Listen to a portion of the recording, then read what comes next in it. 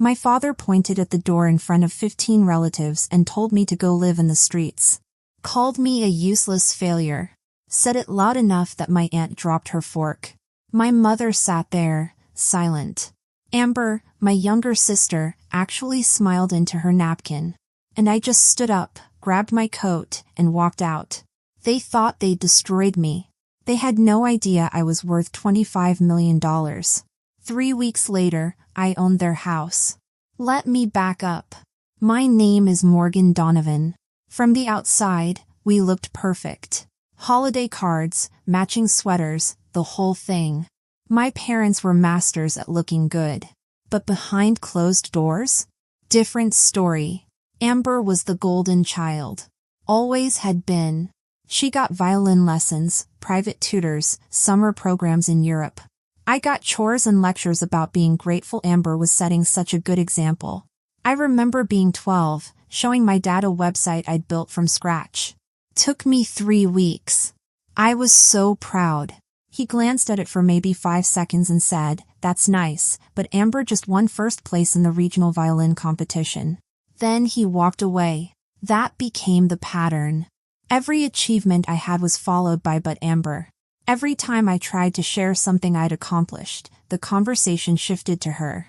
I didn't fit their mold.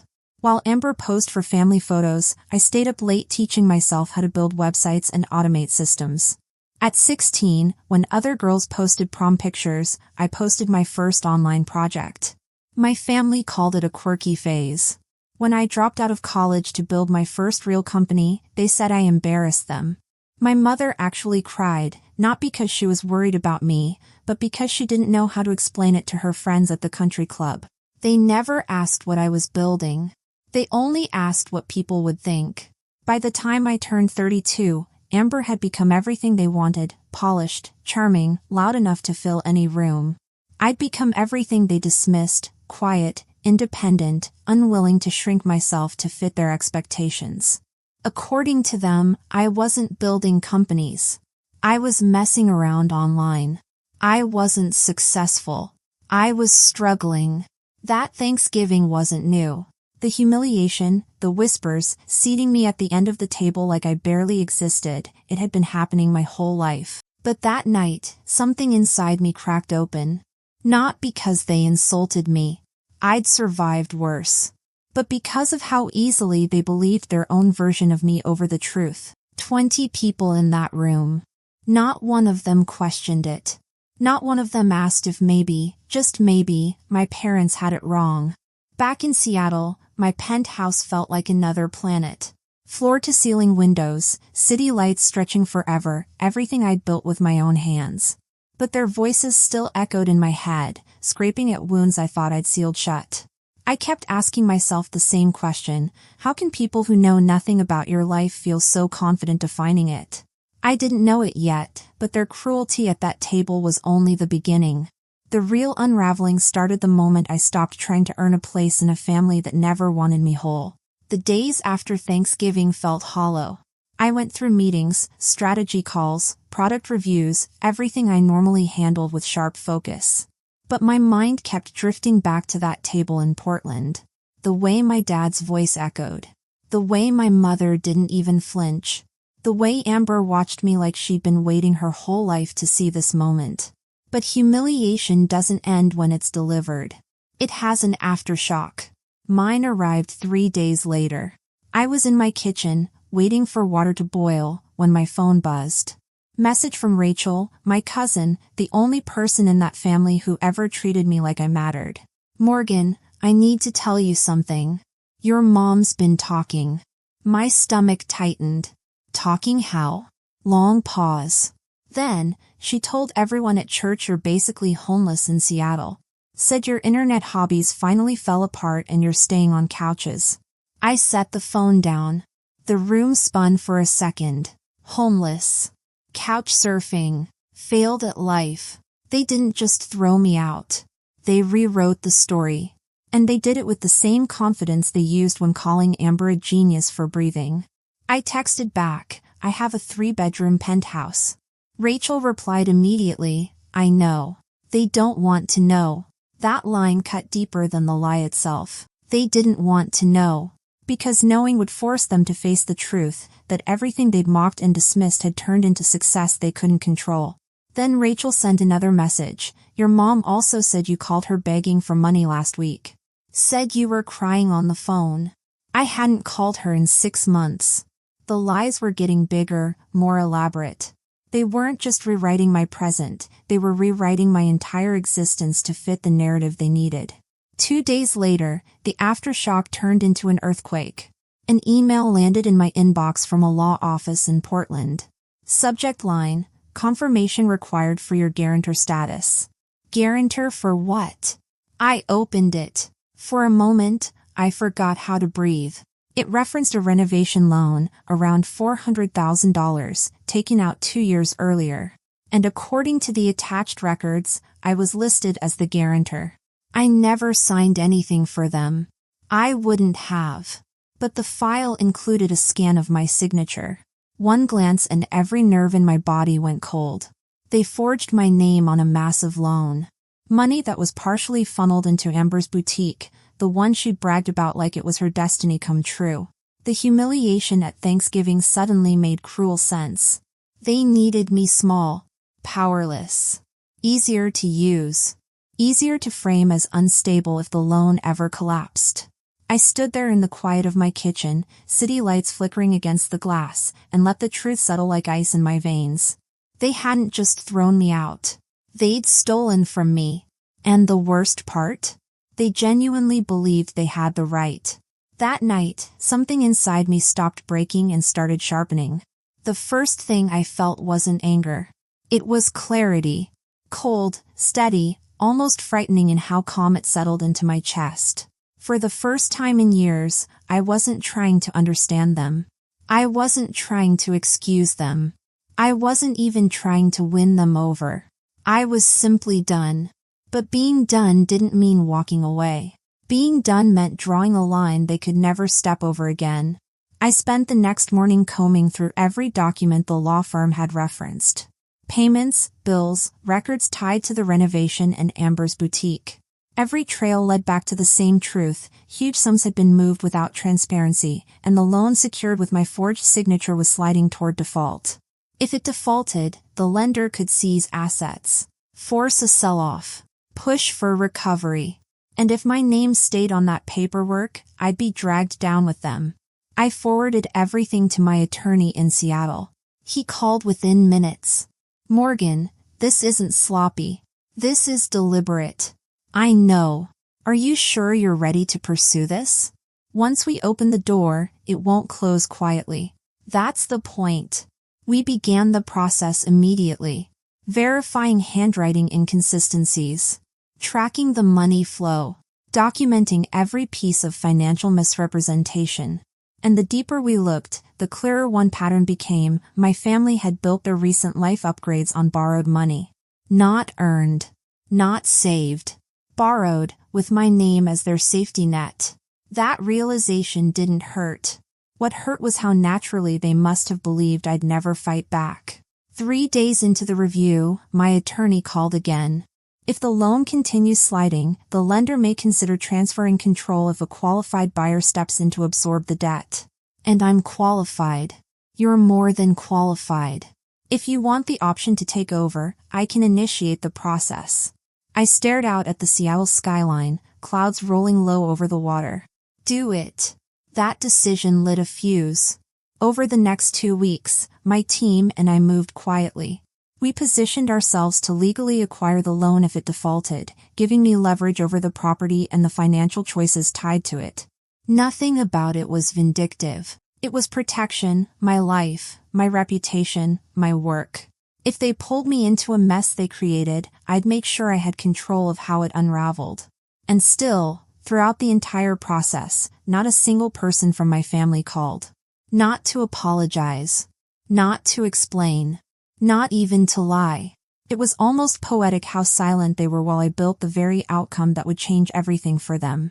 By the time the 3rd week hit, my attorney confirmed it. The loan is entering default. You're first in line. I closed my laptop slowly, feeling that same cold clarity from the night they threw me out. 3 weeks ago, They told me to go live in the streets. Now I was about to own the ground they stood on. 3 weeks later, my attorney's number flashed across my screen just as I stepped out of a late meeting. His voice carried the kind of finality that settles everything you already know. It's official. Default triggered. You now control the debt and effectively everything tied to it. Everything. The house in Portland. The boutique Amber bragged about like it was a crown. The leverage my family never imagined I'd hold. I didn't feel triumph. I felt steady. Like standing on solid ground for the first time. Move forward, I told him. He didn't ask if I was sure. Not anymore. We spent 4 days preparing. Drafting notices, outlining repayment terms, structuring the offer that would give my family 2 options. 1, sell and walk away clean. 2, enter a strict rental agreement under my ownership. No cruelty. No theatrics. Just consequences, fair, legal, human. What I didn't expect was the phone call from Portland. Not from my parents. From Jordan, Amber's fiancé. Morgan, he said, voice low and urgent. You need to know Amber's panicking. Your parents think the lender is coming after them. They don't know it's you. A pause. I don't think they'll handle it well. I almost laughed. Handle it well. They had forged my signature, humiliated me, slandered me, then expected the universe to protect them from the fallout they created. But I didn't want their panic. I wanted their understanding. Not of my success, but of the boundaries they'd broken. So I told Jordan, meet me at Westmont House. Friday dinner. Bring them. He exhaled like he'd been holding his breath. They think the lender wants to negotiate. Good. Let them walk in believing that. Friday came cold and quiet, Seattle draped in mist that clung to the windows of the restaurant's private room. I arrived early, my attorney beside me. The table was set with candlelight and understated elegance. Nothing flashy. Nothing vengeful. Just a stage for truth. When the door opened, the first person I saw was my mother. Perfect hair, flawless makeup, expression tight with the strain of pretending everything was fine. My father walked behind her, jaw locked. Amber trailed last, eyes red-rimmed but defiant. They didn't greet me. I didn't expect them to. Morgan, my mother said carefully, taking her seat. We appreciate you helping arrange this meeting with the lender. We're confident this is all a misunderstanding. My attorney exchanged a glance with me. Mrs. Donovan, he said, settling his documents on the table. There is no misunderstanding. And I'm not the lender's attorney. My father frowned. Then why are you here? Because, my attorney answered, sliding the first folder forward, Ms. Donovan is the acquiring party. She now controls the debt. Silence. Thick, suffocating silence. Amber's breath hitched first. My mother's hand flew to her mouth. My father's face drained of color. I didn't savor it. I simply watched the truth land. My father recovered enough to point at the papers accusingly. You bought our loan. Why would you do that? Because, I said softly, you put my name on it. My mother shook her head rapidly. We thought you'd understand. Amber needed help. Your father meant well. Forging my signature isn't meaning well. Calling me a failure at Thanksgiving isn't help.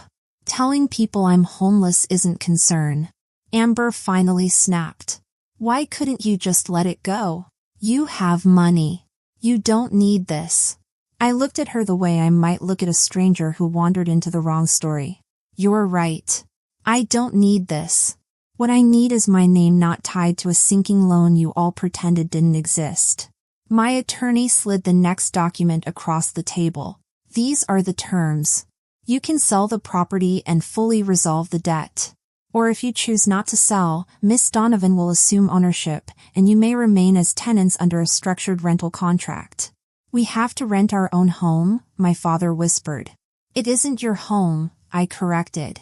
Not anymore. Amber glared at me with a mix of disbelief and fury. You're ruining everything. No, I said. I'm ending what you started. My mother burst into quiet, broken sobs. Not guilt. Just fear of losing the life she curated for others to admire. We're your family, she choked. How can you do this to us? I leaned forward, voice steady. You taught me exactly how. The night you threw me out, you said I should go live in the streets. You said I was useless. You said I had nothing.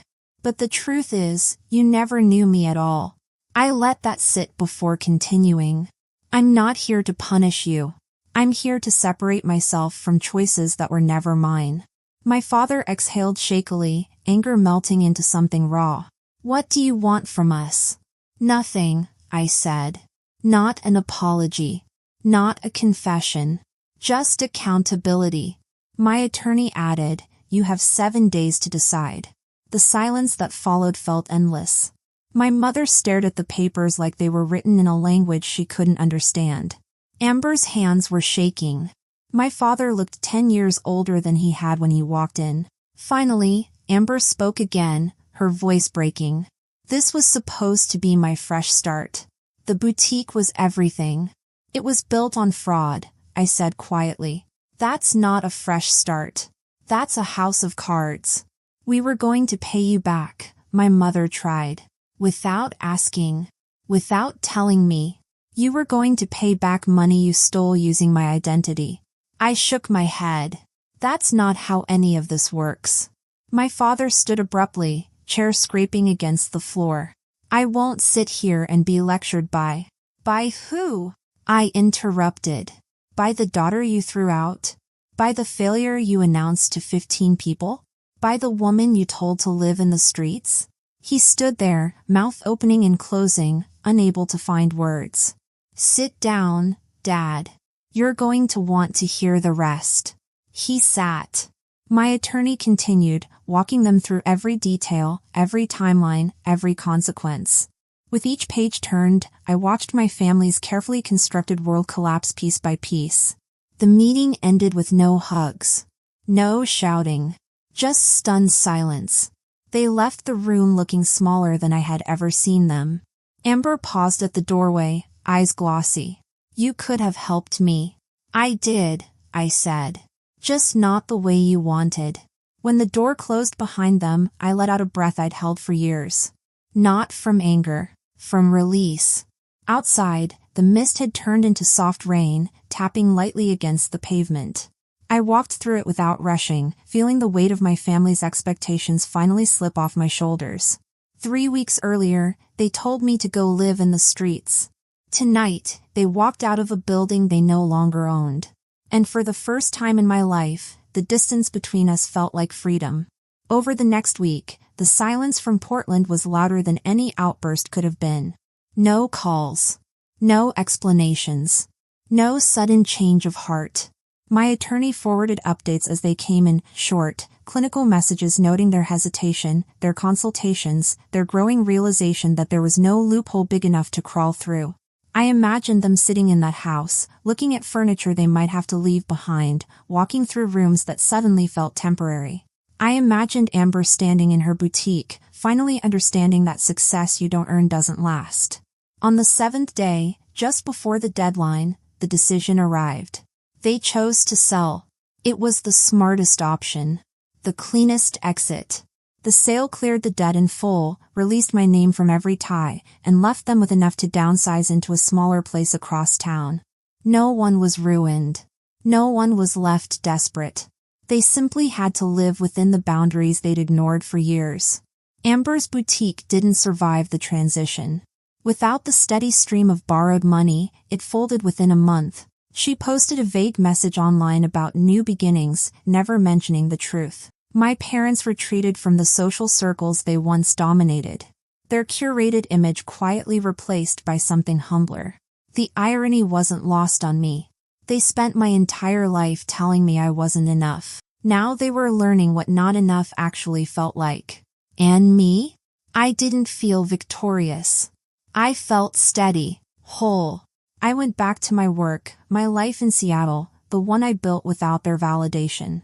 For the first time, my success wasn't something I carried in silence. It was simply my reality, unbothered by whether they acknowledged it. Sometimes protecting yourself isn't loud. Sometimes it's choosing peace so decisively that nothing chaotic can follow you home again. I haven't spoken to them since that dinner. And maybe that's the clearest sign of healing, silence that doesn't ache anymore. I built a life that isn't shaped by their expectations, their judgments, or their rewritten stories. A life where my worth isn't up for debate. 6 months later, Rachel called me. She'd just had a baby, wanted me to meet her daughter. We met at a coffee shop halfway between Seattle and Portland. She didn't ask about the family. Neither did I. We just talked about her daughter, about my work, about normal things that had nothing to do with the Donovans and their drama. As I was leaving, she hugged me tight and whispered, "I'm proud of you. For all of it." That meant more than any apology from my parents ever could. If any part of this felt familiar, you're not alone. And if you've ever had to walk away to save yourself, I hope my story reminds you it's allowed. Thanks for listening, and if you like this story, share it with others, and don't forget to comment and subscribe for more stories about family boundaries, second chances, and finding your worth when the people who should have seen it never did. Sometimes the greatest act of love is refusing to accept less than you deserve.